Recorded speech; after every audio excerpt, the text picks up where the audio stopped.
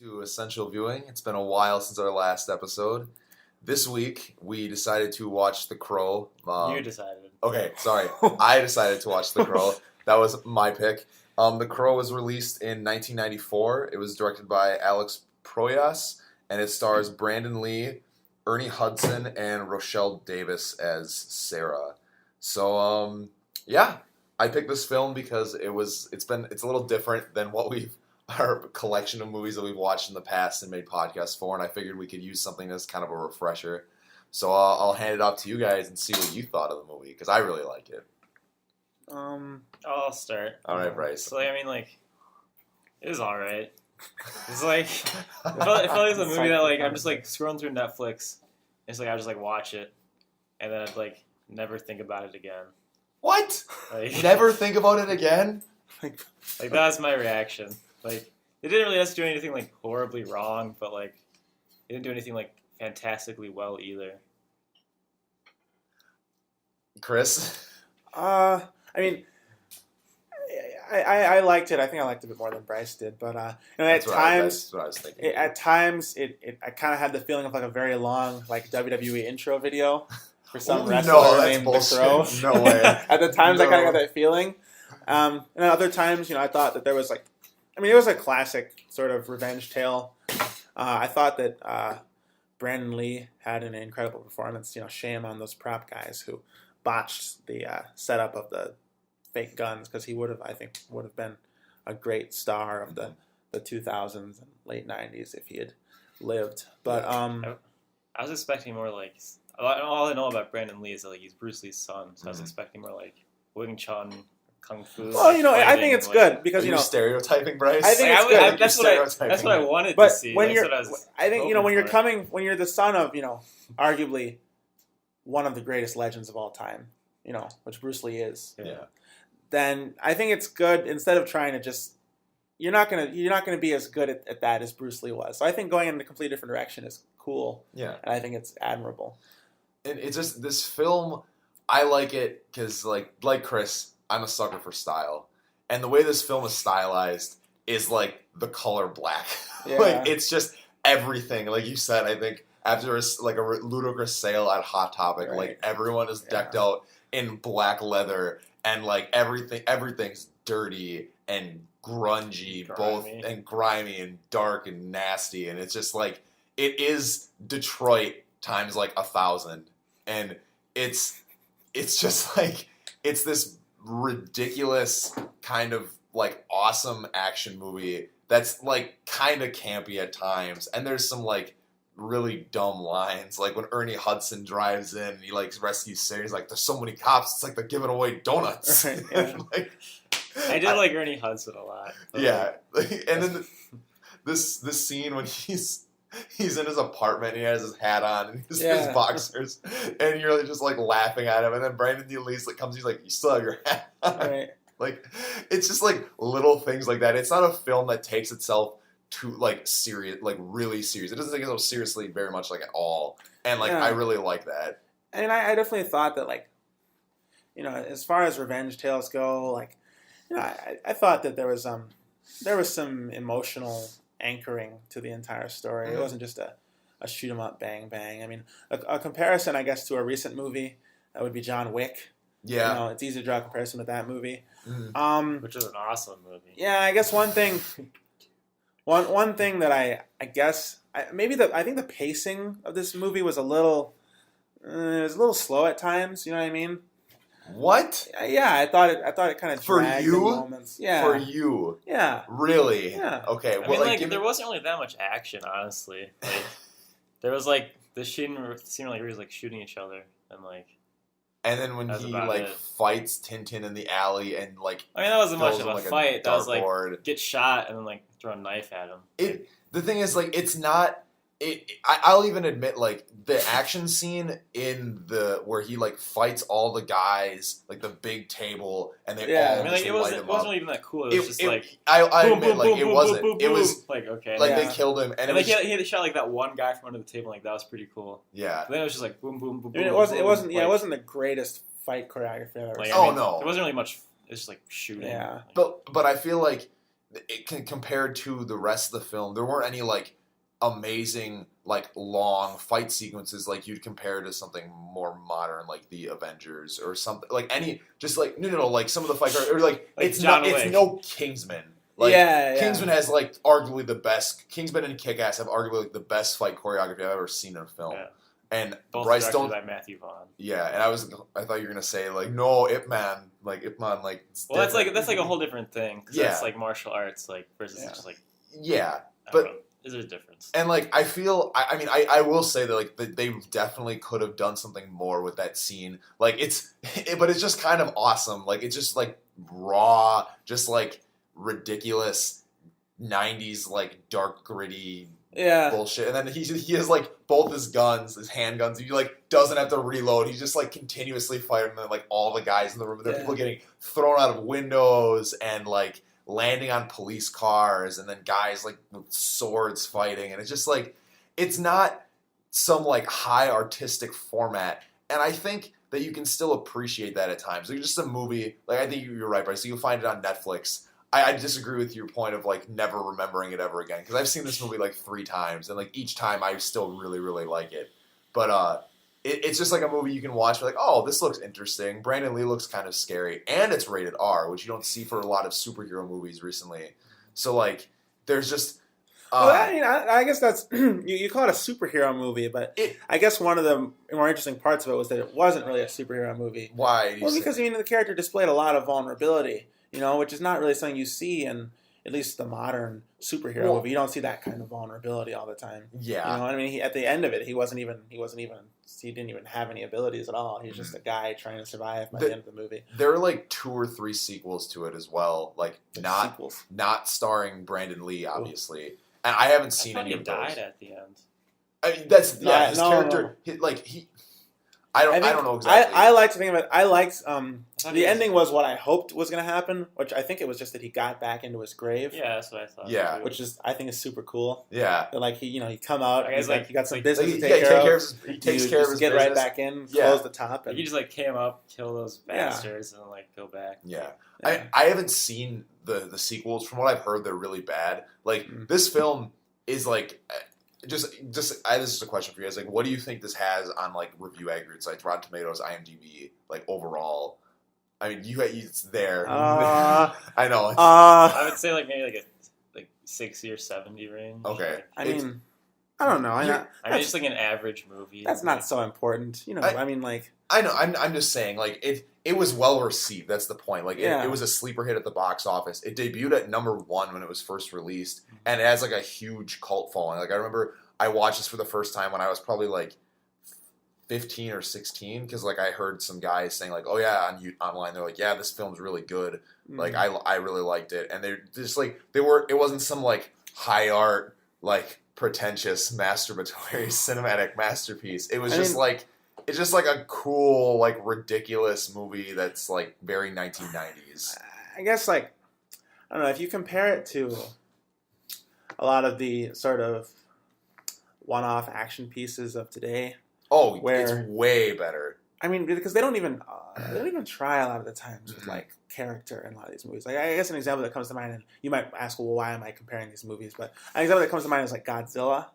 Okay. And what? But listen for a second, like because that's like a similar sort of just like I mean I know they're making sequels to it right now, but it's like a one-off like action movie with a unique premise and like. You have a character on a mission and something. It's the same sort of idea, even though they're not that closely related at all, right? Okay. But I guess what I'm saying is, like, you look at a movie like that, and it's like, it's all about the spectacle and of seeing. It's all about the spectacle and not so much about the character. You know what I'm saying? And similarly here, this is a movie where I think if you made a movie like this today, it would be all about just the spectacle of a guy coming back from the grave and shooting people.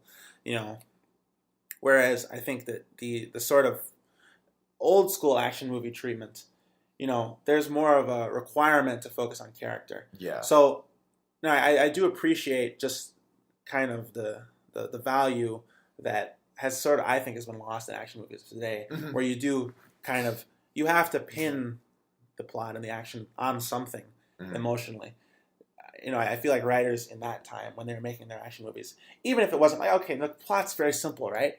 You know what I mean? But like, there's still a feeling like the character's doing this for some reason besides just to entertain us. So I did appreciate that. I would say like John Wick is it's a better comparison. But John Wick is a good action movie for today. But I'm saying if you take your average film, which I feel like you look at like back when this came out, I'm sure there's a bunch of other shitty action movies coming out also. Yeah, it's not like every action movie back then had characters. I feel I agree. There's always like shitty movies and bad movies. Like it's not like this is not an anomaly where like every movie was good and now every movie was bad. But like a lot of the big successful action movies we're seeing today don't really hold themselves to that same kind of standard that I think that action movies did in the 90s. Yeah, like I can't. John Wick is kind of like the diamond in the rough. Honestly, John Wick is like a throwback film, though. Yeah, in many ways. Yeah, it really feels like a throwback.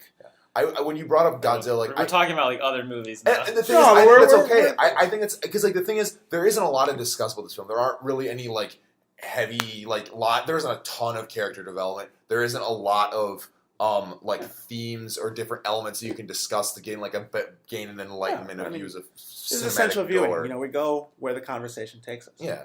But like one thing, I kind of disagree with your point on Godzilla, just because like Godzilla seems like it's a little bit niche. But I was going to compare it to like Run All Night, that masterpiece we saw last year during That's spring a good break. comparison. It's just like it's just a film. Like the Taken movie. Yeah, like any of the Taken films. It's just like Taken 1 is like Taken 1 I liked it. It's good. Yeah. And then like they're just kind of like action movies with like some generic like your Eastern European bad guys, and Liam Neeson comes in and kills all of them. Yeah, it's like they set up like an emotional hook. You have like some decent characters. Yeah, and like you see some shit go down, and like it's a fun time. Yeah, and like in this movie, you have some like the villains, the main four guys that Brandon Lee's character of Eric Draven comes back from the grave to avenge his wife's like rape and murder. They're like some grade A fuckers. Like they're like some of them I feel like have some kind of like problems mentally, like the Skank, the last dude that he killed, is just like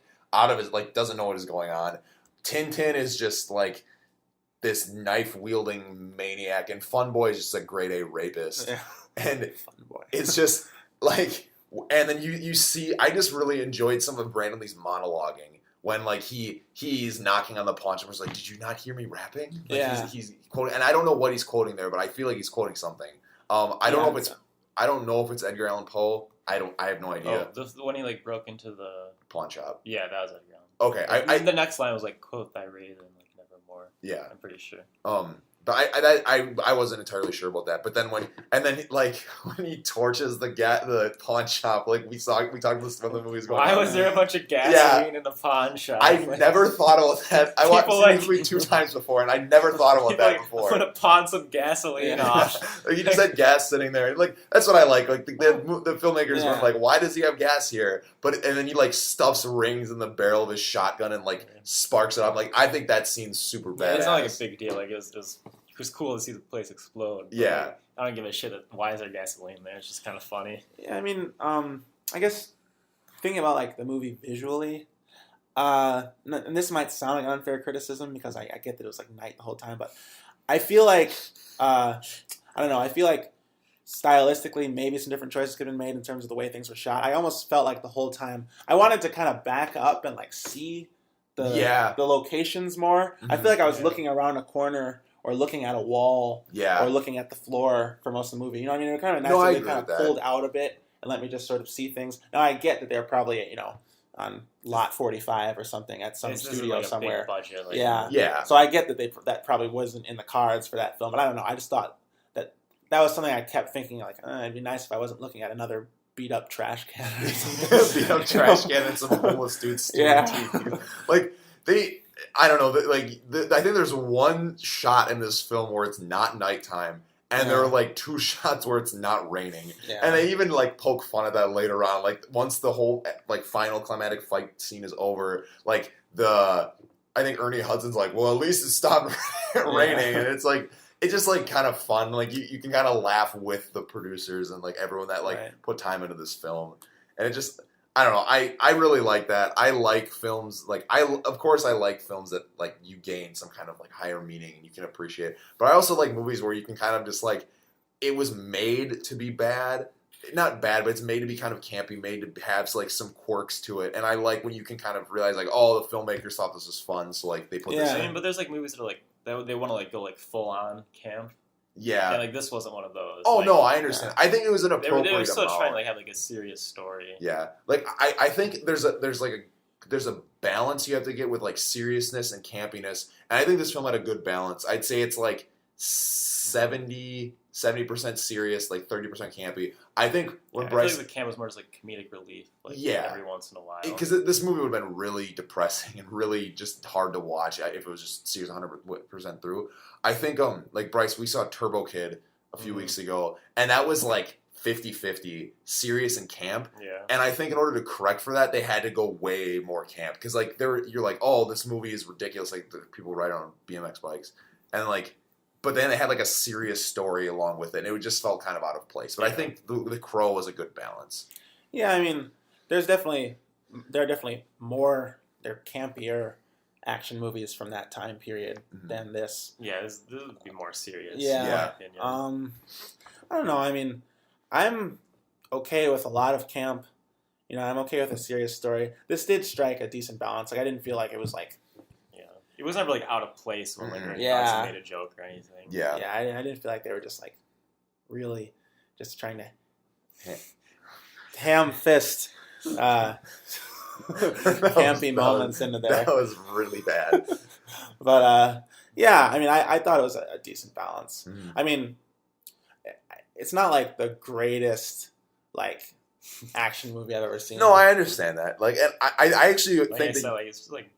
Decent movie. Yeah. I don't know. It's one of my top fives just because it's just like it's top five what? Film movies. Top 5 movies that start with the word D. It's like all time? No, like because people ask me like, "Oh, what's your favorite movie all time?" I can't put up like a finger on there. Like I really like this movie just for what it is. Like I am that kind of guy that's like I like style. I like that kind of like blend of campiness and seriousness, and I like this is. And when people ask me top 5, like this could easily be replaced at some point, but this is in one of my top 5 films, and I don't want to go. We don't have to go through all of that. And I know Bryce right now is like you stupid fuck. That sounds like a special episode of Essential Viewing. We also need to do that. We need to do our Oscar picks too. Like that'll be really fun. You know, I guess the thing is like I feel like. This kind of movie is something that, like, I mean, doesn't really exist anymore. Mm-mm. You know what I mean? Because I feel like now all our action movies are like these massive, like, bro. Yeah, you know, you've got like the massive, big, giant event action movies, or you have, you know. I wouldn't say that completely. Like, you still got things like we're talking like John Wick or like Kingsman that like. Yeah. Every once in a while, they aren't like a big franchise and just like a fun time. Like. Yeah. I don't know. Even both of those are going to franchise, so it's kind of like, you know what I mean? Like it's kind of. The Crow is a franchise also. So. Yeah. But I mean, like even like 4 sequels, like. Yeah, I mean the sequels. From what Cole said, to be disregarded. I mean that's what happens with like most. Yeah, I don't know. I just feel like this. I mean, I imagine this wasn't a movie that was like. Heavily like promoted. I imagine just came out. Yeah. You know, what I'm really trying to say is, I feel like if this movie came out today, it would just kind of tank, right? Yeah, because people aren't. I don't think people are looking for this. And They're kind of used to what came out recently. I feel because I feel there's so much. The theater is so crowded now with films that you got to see because they're the film of the moment, and like this is the kind of movie that I can imagine myself going to the movie theater and seeing the poster and saying, and then walking in and watching it. Yeah. You know what I mean? And I feel like that kind of movie doesn't exist. You know what we talk about, like the video games even, how like you used to be able to just go to the store and just browse and, that looks interesting. And now every video game is like you got to look at the IGN score and it's, you've been reading about it for months. And, you know what I mean? I feel like this is, you know what I mean? It's kind of like the difference between like going to the arcade for a bit of fun or, going to the opening of the new theme park. You know what I mean? I feel like now action movies are sort of like that, going to the opening day of the new theme park, whereas we used to have this kind of film where it's just like, I never heard of this before, let's go watch it. Oh, that was nice. You know what I mean? Yeah, and part of that I think is plagued by like I think that effect of like, oh, we're gonna go see this, and the film that keeps popping in mind is the Expendables and the Expendables franchise, because you're like, oh, it's this movie with all these characters, it's gonna be like a big event, and like people are like, oh, okay, and then it made 2 more progressively shittier films. Yeah. From what my understanding, I think I've only seen the second. I've seen 1 and 2. I haven't seen. I haven't 3. seen 3. I just remember the posters because I was in like, I forget. I think I was in California and they had posters. They had billboards in LA where it was like all the characters were like sitting on the billboards like 30 feet wide. Yeah, it's like ridiculous. The big thing with this is like because this film has like a specific audience, I think, and for action movies, I think tend to have a broader audience, and when they do that, they don't have as much stylistic freedom, I don't think. And just like freedom to making a movie. And I guess that you really kind of hit on what I'm talking about. The niche action movie is no longer a thing. Yeah, John Wick and Kingsman I think are good. Yeah, and the big thing is the R rating, because this film's rated R.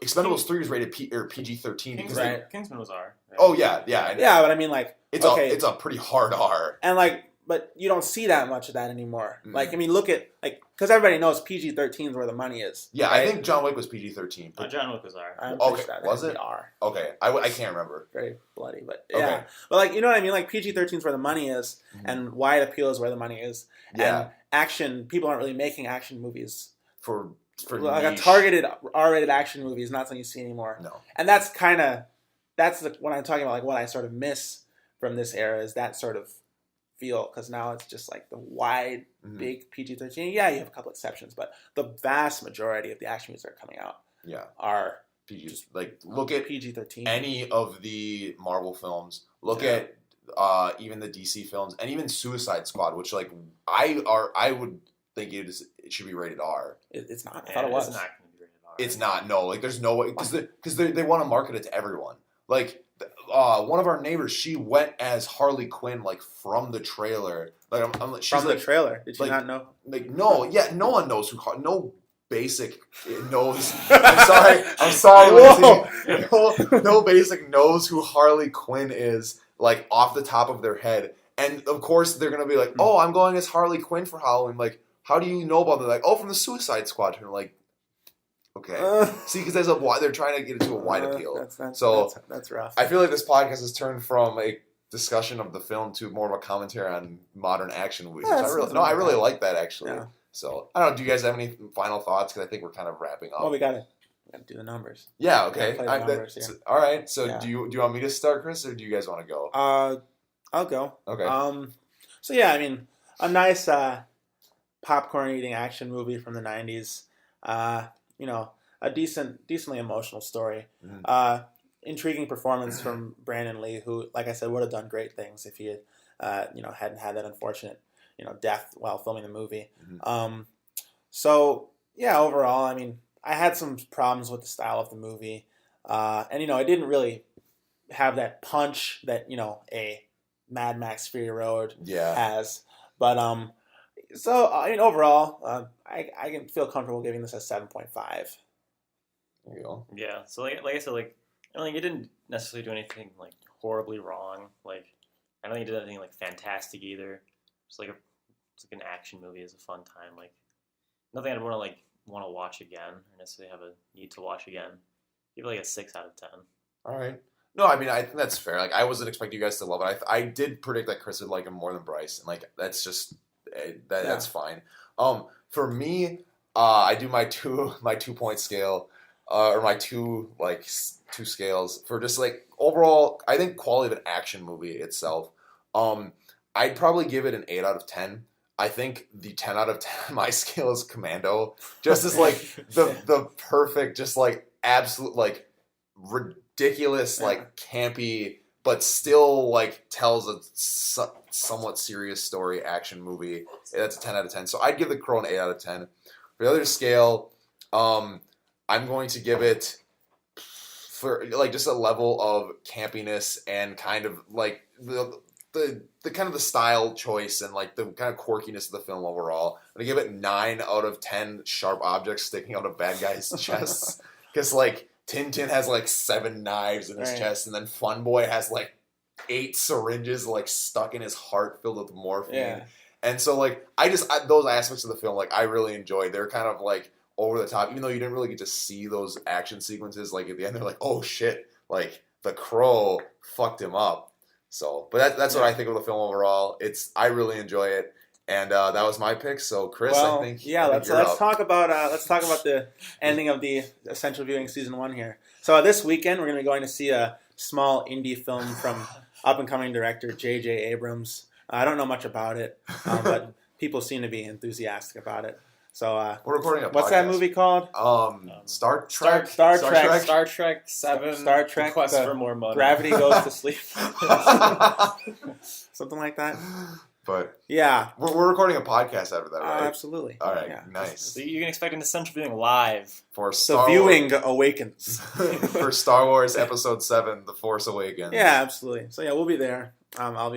I'll have some things to say about that. You'll be wearing your thick black wearing my glasses. fedora and stroking my beard. Your massive beard with your jean shorts right. and like colorful bro tank. Yeah, Chris will be taking notes in the theater. I will diligently taking notes of the themes that are incorporated in Kylo Ren's lightsaber. Right.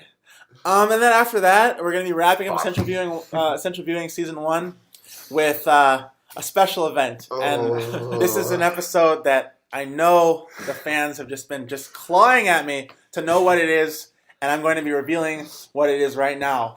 So, ladies and gentlemen, about damn time. For the Essential Viewing Season 1 finale, we're going to be watching. Give me a drum roll here. Drum roll. Bronson!